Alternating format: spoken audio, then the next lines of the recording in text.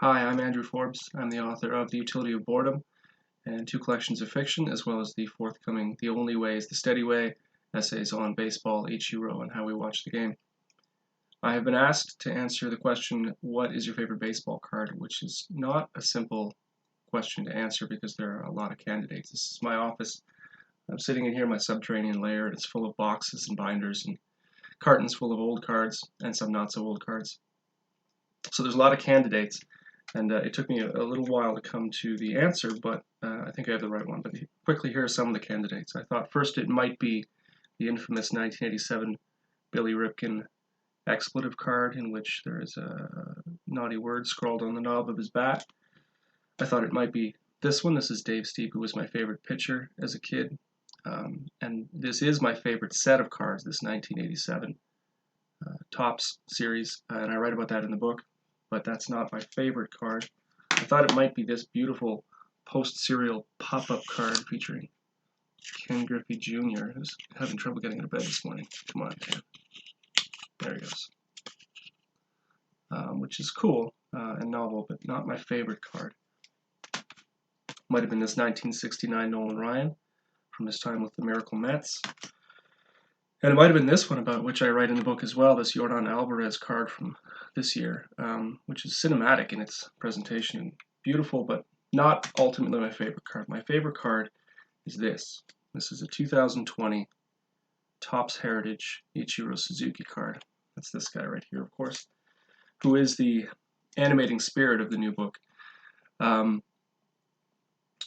It is a beautiful card, but the reason it's my favorite card is because of the manner in which it came into my possession. And that is that about 100 years ago, last winter, maybe February, could have been early March, my kids and I were opening packs of baseball cards, which is something we do together, especially in the winter, to stave off the madness.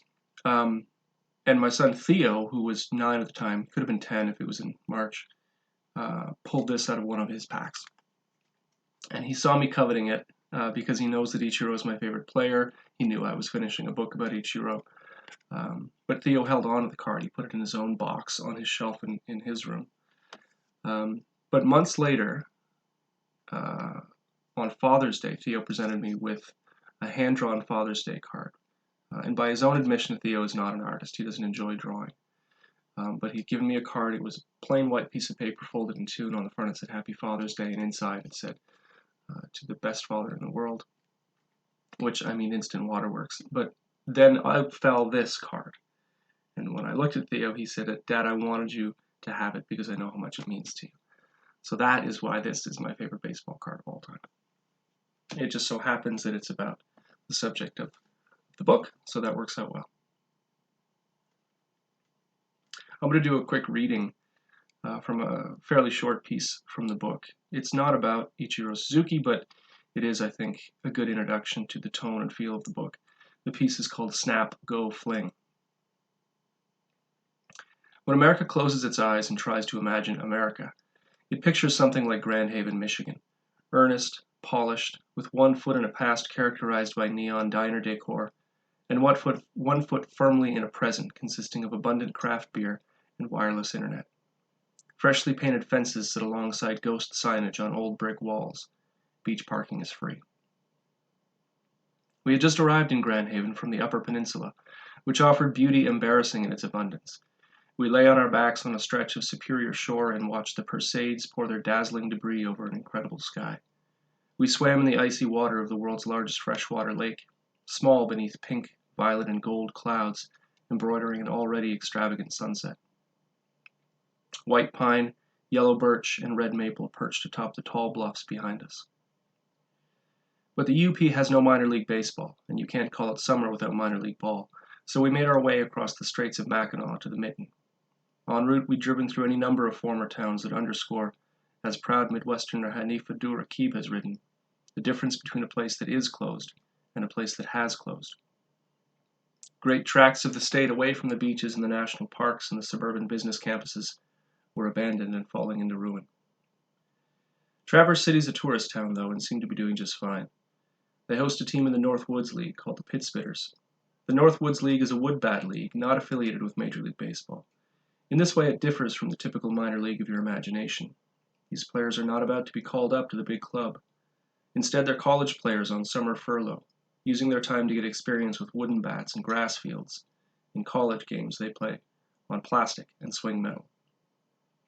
These kids spend the hot months playing a short season in the hopes that the experience will make them more attractive to major league teams. The North Woods League has teams dotting the Midwest, Minnesota, Wisconsin, Illinois, and all the way up to Thunder Bay, Ontario. As for the team's nickname, Northern Michigan is, they will have you know, the tart cherry growing capital of the United States.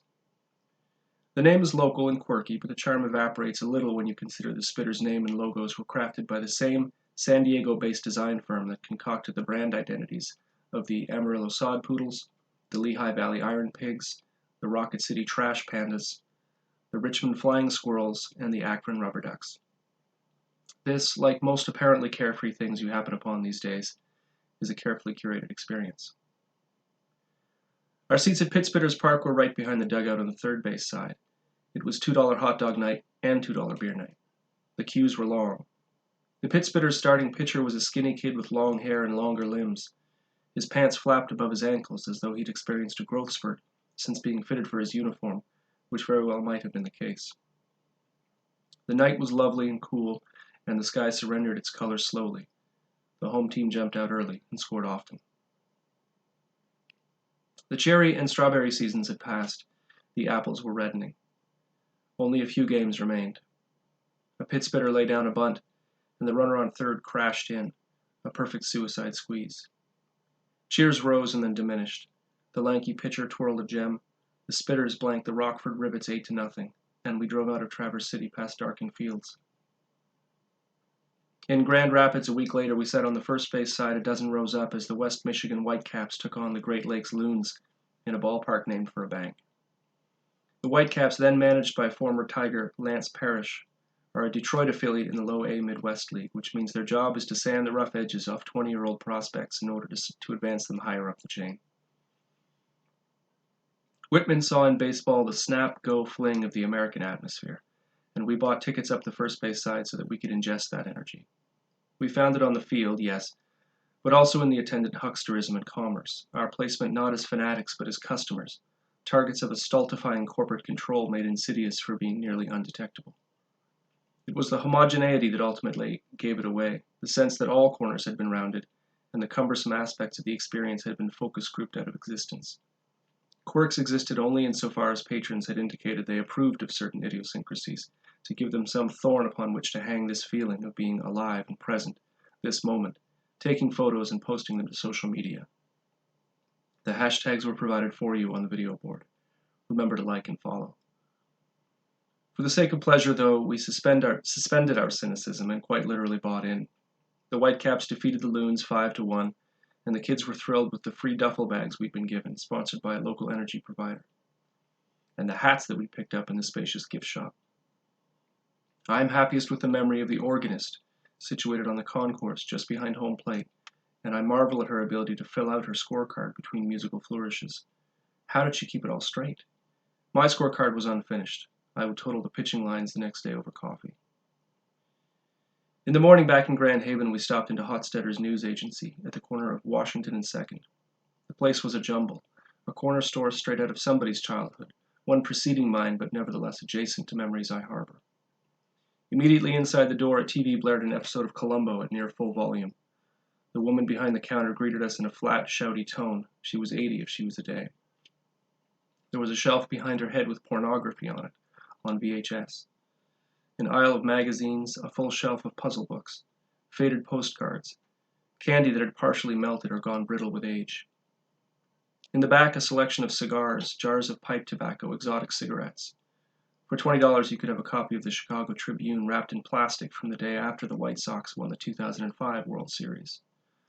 On a rack hidden in a strange warren in the middle of the store, I stumbled onto unopened packs of baseball cards from when I was a preteen about Adelaide's age, and I giggled with delight. They were priced with a marker, $1.65. I bought a handful. We also picked up a New Yorker and a Sudoku book and some Tootsie Rolls, and then we headed to the beach. We sat motionless beneath flapping umbrellas. I opened the first pack of cards, and Ken Griffey Jr. stared up at me. The sky was blue overhead, but dark to the west of us. Rain paraded invisible bands off Wisconsin and passed across the lake, made landfall north of us, and moved on. The sun burned back through the cloud cover, and the horizon appeared to lift up into the sky's white phosphorescence. On the card, Griffey was following through, bat flung out behind him, probably sending a double bounding off the Kingdome's blue wall. The yellow S on his batting helmet was brilliant, and the white of his uniform crisp, bright, and impossibly beautiful. That's a taste of The Only Way is the Steady Way, and I hope that you are intrigued enough to seek out more. Thanks very much. Take care.